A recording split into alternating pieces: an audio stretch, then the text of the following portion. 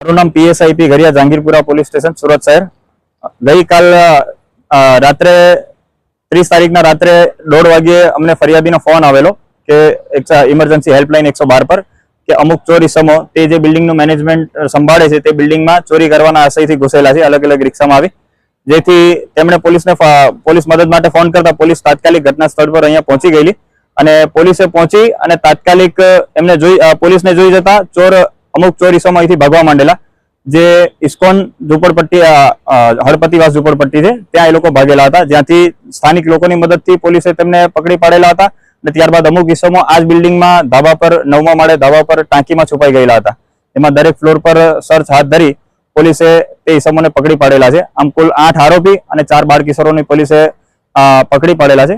તેમના વિરુદ્ધ ડિટેઇન કરી આગળની કાર્યવાહી હાથ ધરી છે. આરોપી કઈ જગ્યા પર છે? આરોપી અલગ અલગ જગ્યાના છે. મોટાભાગના અમરોલી આવાસના અને અમરોલી પાડા પર અને છાપરા ભાઠામાં રહેતા આરોપીઓ છે.